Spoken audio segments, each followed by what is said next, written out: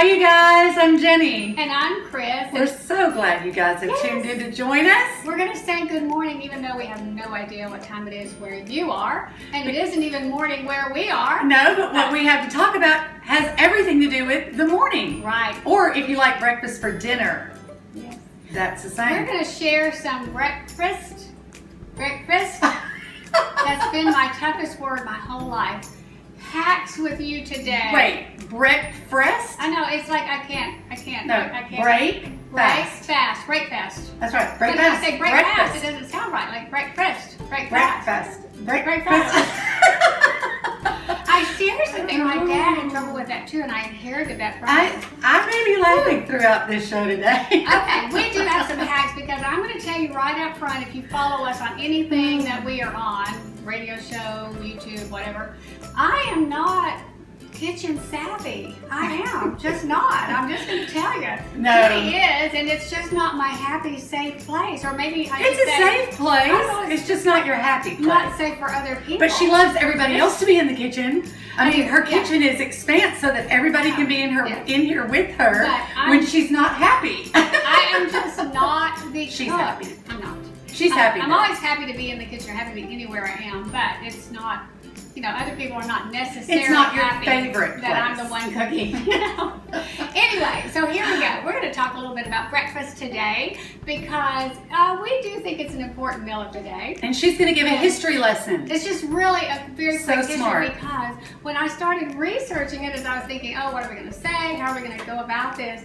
I was very intrigued to discover that back early on during the Roman times, that they only ate one meal a day and anything more than that was considered gluttony. Can you believe that? So when you go to a museum and there's like a little bitty pair of shoes, no wonder they didn't eat anything. They were seriously tiny and their waists were like, because they didn't eat anything. Yeah, but now that would be considered very bad health habits. Now they want you to eat 5 little meals a day. At the time, that's what they, and then you move ahead till somewhere in the 17th century in England when the aristocracy started going out on hunting parties. Then they wanted to feed everybody who went on the party. So there would be sometimes as many as 24 different dishes on the breakfast table. Now, Glory be. moms, can you imagine cooking that up?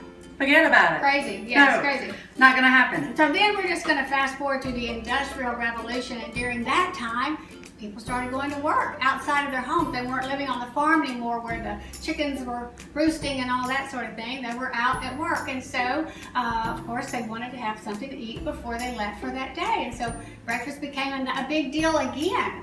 Well, in 1890, I seriously can't believe it's been that long ago, Mr. Kellogg decided that everybody's digestive systems were upset from eating so much in the morning, so he invented the cereal as we know it today. No, not as we know it today. Not like we know it No, today. today's cereal has got a ton of sugar with the cereal. In other words, there's just a little cereal with your sugar for the most part. Now there are some good ones, but yeah, that's what I give my kids for treats. Well, I am a huge cereal eater. She is. Like, it's one of my top 10 meals is cereal, and that makes my husband really sad because He's a foodie he like likes a me. lot of other things, and I'm happy with a bowl of cereal and call it a day. But anyway, so I like cereal, but I also like breakfast foods, and I love breakfast foods at night. We do that a lot around here because the kids will come over and I won't have anything thought out, but you can always get an egg and some bacon and move on. So we have a couple of breakfast hacks for you today. An egg and some bacon and move on. That we think are Here we really go. good. Well, I learned this from my mom, and look, she's an amazing cook. So if she does this, it's like the A-OK, you can do it. She got set free. I did. So anyway, bacon is always difficult in the kitchen because things are splatting and splattering and going everywhere, but the smell is so awesome that you still want to do bacon. But here is the best way to do it. First of all, you just cover your pan in foil. I'll help. Like this. And then put your bacon, just put it down in strips, like this. Well, I forgot some important thing. Here's back to not being a cook. Turn your oven on at 400 and let it heat up all the way to 400, okay? When it reaches 400, you pop this in the oven. Just pop it right in there. Yeah, pop that in the oven. On the middle shelf. On the middle shelf. And then let it cook for 20 minutes. Exactly. Exactly. Set your timer for 20 minutes. Go put on your makeup, do your hair, whatever you need to do in 20 minutes. I'm completely dressed in 20 minutes. I don't know about you, but I'm done from head to toe in 20 minutes. She gone. I'm gone. And so here's the coolest thing. When you're done, because of the magic of YouTube, we're really not as good as a cooking channel, but your bacon will come out all perfect. And like look, nothing's curled up and crazy. The coolest part's eating it. Yeah. But another very cool part is when it's all done, instead of that mess you're accustomed to with bacon. Yes. Done. Clean pan. Clean pan. That, Very nice. I like that it. will set you free in the bacon cooking department. I like it a lot. Now, Jenny's got a hack with Oh, eggs. my favorite. Eggs are not hard to cook anyway. No. You can fry an egg, you can scramble an egg, and in 2 minutes, you're done. You're ready to go. But you know what? But- When you have ones that like things different ways or Right. Or you have a crowd. a lot, Yeah, this feed is a so crowd. much fun. I do it more to prepare ahead of time. I do this way ahead of time. Yeah. This is what I did. I found this a few years ago when we were headed to the beach. And when I go to the beach, I love to cook. Just looking at the water, I love to cook. I do. But So I don't sweet of always. But I don't always want to be at everyone's beck and call. Right. So I found this, and honey, I did get set free.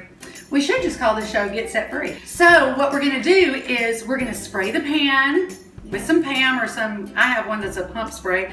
You spray the pan and you break an egg in each one of these. So there'll be 12 eggs. Don't break the yolks. And then you stick it in the oven, 350 for 20 minutes. You've got baked eggs. So It's 20 fabulous. minutes for the eggs and 20 minutes for the bacon. Yes, you know what though, check your oven, because if your oven runs a little Yeah. hot, I usually set it for 15, and then if it needs a little bit more, I will, because I don't like it running. A lot of people like it running. I don't prefer that, especially for what I do with it after I pull it out. Okay. So you actually could just take them when you get out, and you can put them on toast some bread, and you can do bacon, egg, lettuce, tomato, if you want to do that for a breakfast sandwich. Yummy. But the fun one that I made and took to the beach, I did probably 3 trays of these, and I got an English muffin, and I put that round little egg right there on it. I buttered both sides of it. I did not toast it, but I buttered both sides, put the egg on it. I put a round piece of Canadian bacon because it's almost exactly the same size, and I topped it with some grated cheese, and then I put the top on that and rolled it up in some foil, rolled the foil around it real tight, pop them all in the freezer, and guess what? They're ready when someone wants to take them out. Now you don't microwave these, do not microwave, see? And you want to put them in the oven. You can do one, you can do more, but they're in foil. So you can put them in a toaster oven or in a regular size oven for 20 minutes, and you've got the most fabulous Egg McMuffin. I'm not even joking. And they can come and get it at their leisure if they're old enough to work an oven. But another thing that we love to do. Yeah, another way to do this is to just, again, this is like if you're having a crowd. Like when I do Christmas morning at my house, it's a ton of people. And so, Like 80. Like the bacon is such an awesome way. Well, the morning's not so many, but it's 25. And Okay. so the bacon is great. And then another way to do the eggs is to scramble each one of these and go ahead and put a little bit of spinach in them for those who want spinach, or some of this. Now this is giant because I have a lot of people. But some of this, you could saute these onions first and just have them available. Kind of let everybody make their own little So fun. little omelet. This would be gone in a week muffin at my tin. house. Yeah, you cook. I've had I love that in it. the freezer forever. But anyway, so then you pop these in the Wait. oven.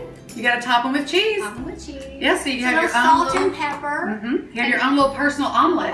Pop them in the oven again, 20 minutes, and then they're ready, and your bacon is ready, and you So could. good. Now here's something else. Oh, I you chop them with some I love to salsa. put some fresh avocado salsa, sour cream, Right. to make a Mexican flair with it. I love it. Now, I mean, we've put broccoli, we've put, chopped up broccoli and onion, we've Right. put black olives. I mean, whatever your pleasure, that's what you can do with this. It's so easy. You could have a breakfast bar of all those kind of things, like you do a taco bar, and everybody just make their own, and it's really fun. Way fun. Now, in the South, we're biscuit eaters. I'm just going to tell you. And even me, who's not a big cook, I can make Miss K, Mama K Robertson's biscuits, because you just got to know how to do that. But if you're in a hurry and you don't have time, or you just don't have all the ingredients, then you should have in your freezer Mary B's thin biscuits. Not the thick ones, Not the thin thick. ones. Get the thin. And I'm serious. Unless you like thick biscuits. Yeah, but they're really not as good. The thin ones are so good. And brush them with a little butter. Oh yes, butter on top. We do that in the South.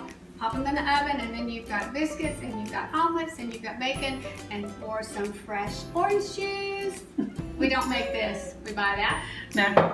Now, also, just having fruit available for your kids. I have to. Some of your kids will not be big breakfast eaters, and that's just how everybody's digestive system is different. I have some kids who don't do well with a big breakfast. I have some who want it all. Yeah. And then some are like, no, I can't handle that. So we have granola bars. And yeah, when my kids were younger, breakfast, they loved breakfast. But as they got older, like high school and college, it's like I learned really quick not to cook breakfast because they would be in a hurry and they'd leave, and I still had all this food.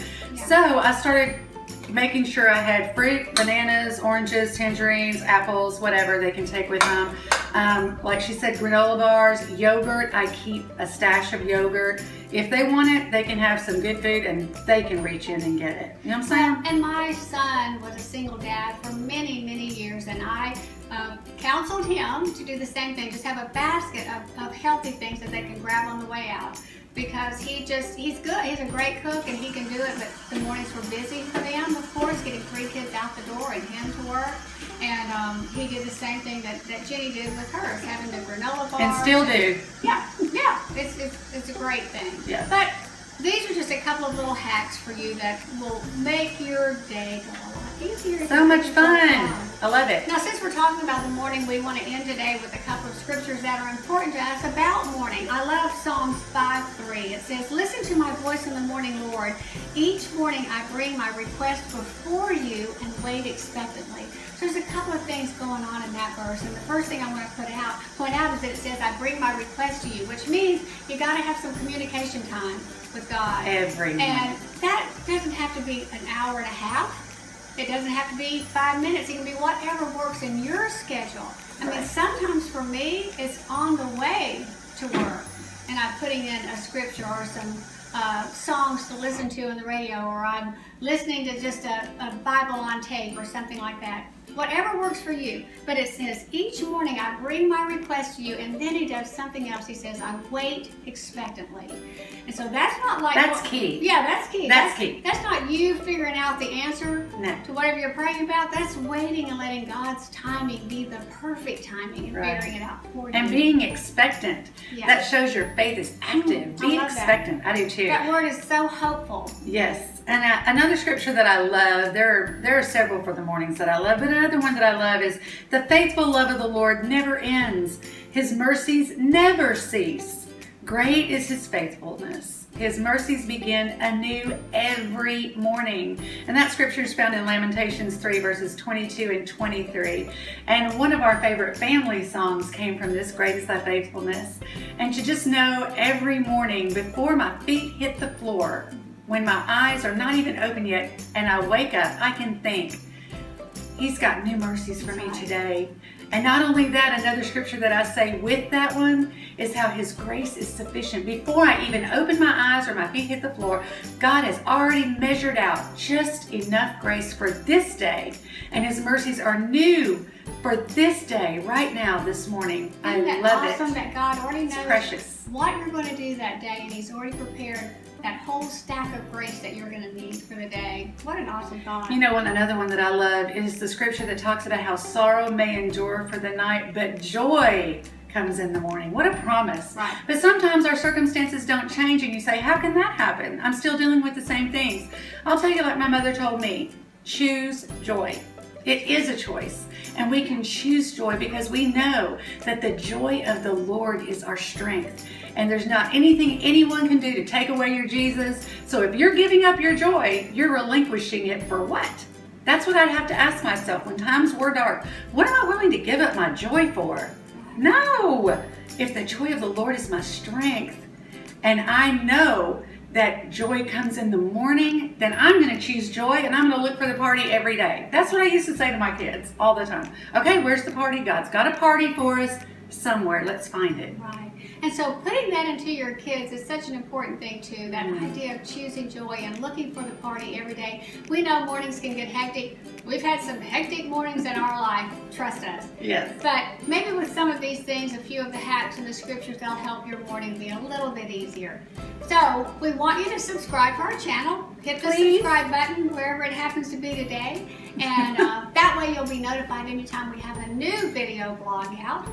Look at our other podcasts. We cover a lot of topics. We've been talking about parenting and being a mom for over 7 years now, actually longer than that. On our radio show. Yes. So we've got audio right here on this same channel by topic. So feel free to just find a topic that you'd like to know more about. And we have spent a lot of years researching and bringing to you what's worked and what has blessed us and enriched us and strengthened us. Absolutely. So have a great week. We hope to see you back next week. Enjoy your family and have a great time with everyone in your family.